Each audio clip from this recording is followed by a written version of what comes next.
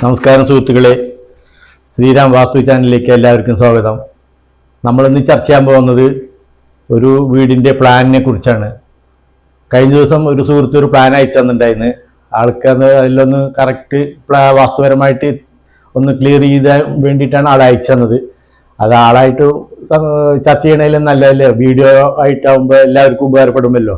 അത് കാരണം എല്ലാ സുഹൃത്തുക്കൾക്കും ഈ ഒരു പ്ലാനിൻ്റെ ഗുണങ്ങളും ദോഷങ്ങളും മനസ്സിലാക്കാൻ പറ്റും. ഇതാണ് ആ പ്ലാന്. അപ്പോൾ ഒരു ഏകദേശ രൂപത്തിൽ ഞാനത് ആ പ്ലാനിൻ്റെ ഇത് വരച്ച് റെഡിയാക്കിയിട്ടുണ്ട്. സുഹൃത്തുക്കളെ, തെക്കോട്ട് അഭിമുഖമായിട്ടാണ് ഈ വീടിൻ്റെ രൂപം. തെക്കോട്ട് ഫേസായിട്ട് ഉള്ള ഒരു വീടാണിത്. പക്ഷേ ഇതിലെ ദോഷങ്ങൾ പറയുകയാണെങ്കിൽ ഇത് വടക്ക് കിഴക്ക് ഭാഗം,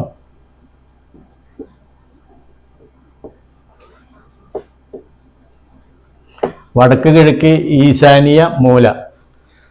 ഈ ഈശാനീയ മൂല എന്ന് പറയുമ്പോൾ വാസ്തുപരമായിട്ട് ഈ വീടിൻ്റെ 4 ദിക്കും കൂടി ചേരുമ്പോൾ ഒരു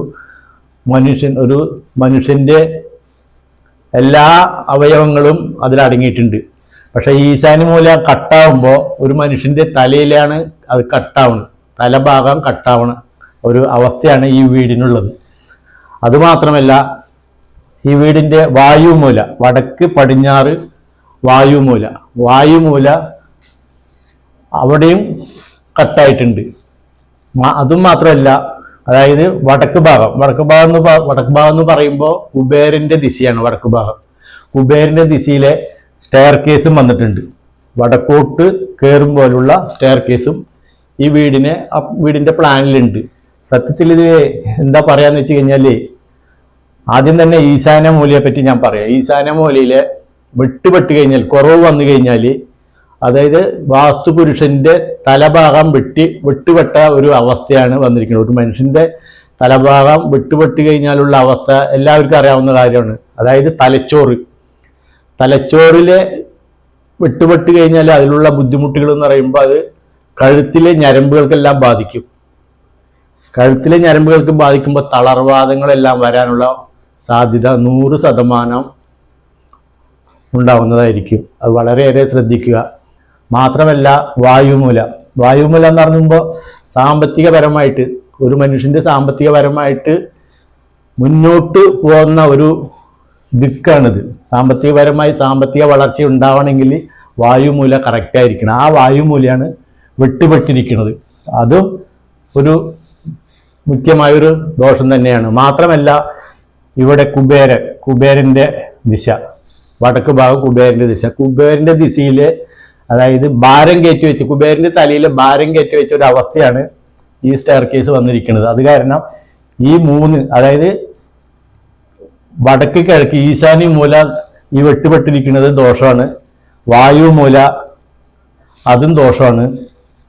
സ്റ്റെയർ കേസും ദോഷമാണ്. ഇത് മാത്രമല്ല സുഹൃത്തുക്കളെ, വേറൊരു ഇതുണ്ട്. ഈ വീടിൻ്റെ തെക്ക് ദിശയാണിത്. തെക്ക് ദിശ, അതായത് മെയിൻ ഡോറ് വന്നിരിക്കുന്നത് പടിഞ്ഞാട്ടിക്കുള്ളതാണ്. പടിഞ്ഞാട്ടിക്ക് വരുമ്പോൾ മെയിൻ ഡോറ് വരുമ്പോൾ ഇവിടെ മറയായി, അതായത് നമുക്കൊരു ഒരു മനുഷ്യനെ നോക്കിയാൽ കാണണം, അതായത് ദൃഷ്ടി കിട്ടണം ഒരു മനുഷ്യനെ.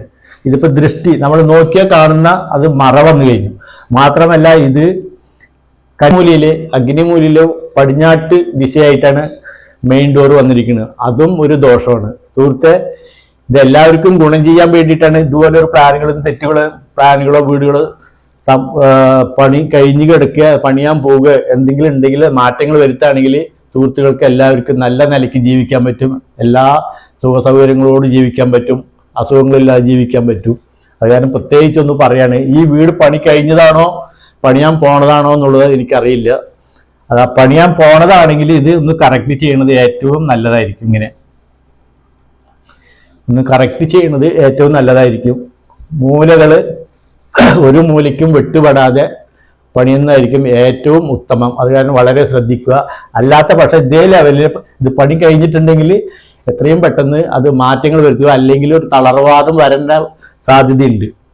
ആ വീട്ടിലെ കുടുംബനാഥന് തളർവാദം സംഭവിക്കാനുള്ള സാധ്യത 100% ഉണ്ട്. വളരെയേറെ ശ്രദ്ധിക്കുക സുഹൃത്തുക്കളെ. മാത്രമല്ല, അത് കഴിഞ്ഞാൽ ആ വീട്ടിലെ മൂത്ത മോൻ ആൺകുട്ടിയാണോ പെൺകുട്ടിയായാലും അവർക്കും ഇതിൻ്റെ അവസ്ഥ വരും. അത് ശ്രദ്ധിക്കുക. പിന്നെ ഈ വായുമൂല അതേപോലെ ശ്രദ്ധിക്കേണ്ട ഒരു മെയിൻ ഘടകമാണ്. പിന്നെ ഈ കാണുന്ന കുബേരമൂലയിലെ കുബേരന്റെ ദിശ, വടക്ക് ഭാഗം കുബേരന്റെ ദിശ. നമുക്ക് സാമ്പത്തികപരമായിട്ട് മുന്നേറണം എന്നുണ്ടെങ്കിൽ അത് മാറ്റം വരുത്തന്നെ വേണം. കഴിയുന്നതും സ്റ്റെയർ കേസ് തെക്കോട്ടോ അല്ലെങ്കിൽ പടിഞ്ഞാട്ട് അല്ലെങ്കിൽ തെക്കോട്ട് കയറും വിധം സ്റ്റെയർ കേസ് പണിയാൻ തീരുമാനിക്കുക. അതാണ് ഏറ്റവും ഉത്തമം. വളരെയേറെ ശ്രദ്ധിക്കുക. പിന്നെ സുഹൃത്തുക്കളെ, ഒരു കാരണവശാലും വാസ്തു കുറവോടുകൂടി വീട് പണിത് താമസിച്ചു കഴിഞ്ഞാലുള്ള ബുദ്ധിമുട്ടുകളും ദോഷങ്ങളും ഞാനിപ്പോൾ ഒരിക്കൽ കൂടി സുഹൃത്തുക്കളോട് പറയുകയാണ്. അതായത് ഈശാന്യ മൂല, വടക്ക് കിഴക്കേ മൂല ഒരു കാരണവശാലും കട്ടാവാനോ തള്ളി നിൽക്കാനോ പാടില്ല.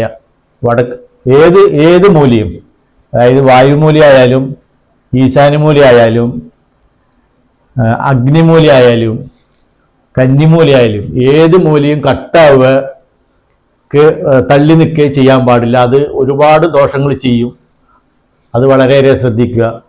ഈ വീട് ഈ ലെവലിൽ പണിത് താമസിക്കുകയാണെങ്കിൽ ഞാൻ പറഞ്ഞ ബുദ്ധിമുട്ടുകൾ, അതായത് അസുഖങ്ങൾ 100% ഉണ്ടാവാൻ സാധ്യതയുണ്ട്. അഥവാ പണിതിട്ടുള്ള വീടാണെങ്കിൽ അവിടെ ഈ പറഞ്ഞ കാര്യങ്ങൾ ഉണ്ടാവും.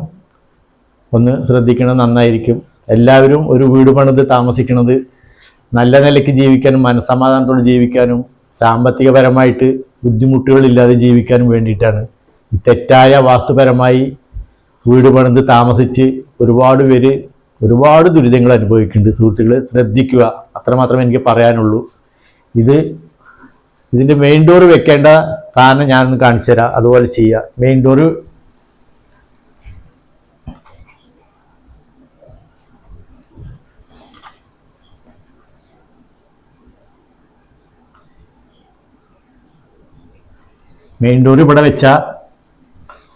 ഇവിടെ വെക്കുകയാണെങ്കിൽ വളരെ നല്ലത്. നീചസ്ഥാനമല്ല, ഉച്ചസ്ഥാനമാണ്. സ്റ്റെയർ കേസ് ഒന്നിലോ തെക്കോട്ട് പടിഞ്ഞാട്ട് കയറും പോലെ ആക്കുക, അല്ലെങ്കിൽ തെക്കോട്ട് കയറും പോലെ ആക്കുക. ഇത് 2 ദിശയിലേക്കും ആക്കിയാലും വളരെ നന്നായിരിക്കും. പിന്നെ ഈ ഭാഗം പരമാവധി ഇത് കട്ട് ചെയ്യുക.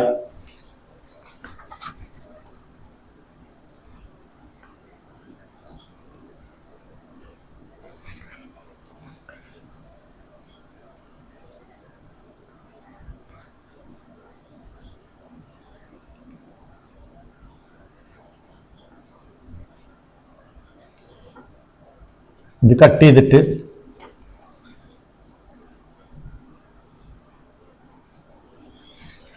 പിന്നെ കറക്റ്റ് ലെവൽ ചെയ്ത് പണിയാണെങ്കിൽ ദോഷങ്ങളില്ലാതെ ജീവിക്കാൻ പറ്റും. മറ്റുള്ള ദോഷങ്ങളൊന്നും ഈ പ്ലാനിൽ കാണുന്നില്ല. അതായത് വായുമൂലയിലെ ബെഡ്റൂം നല്ലതാണ്, കന്നിമൂലയിലെ ബെഡ്റൂം നല്ലതാണ്, കിച്ചണും കുഴപ്പമില്ല, നല്ലതാണ്, ഹാള്, സിറ്റ് ഔട്ട്. ഈ മെയിൻ ഡോറ് മാറ്റുക, മെയിൻ ഡോർ ഇവിടേക്കാക്കുക. ഒരു വീടിന് 2 ഡോർ, ഈ ഡോറിന്റെ ആവശ്യമില്ല. അത് കാരണം ഇത് നമ്മൾ ക്ലോസ് ചെയ്യണം. മെയിൻ ഡോർ ഇതിലേക്കാക്കുക. അതാണ് നല്ലത്. ഈ പറഞ്ഞ പോലെ ചെയ്യുകയാണെങ്കിൽ ദോഷങ്ങളില്ലാതെ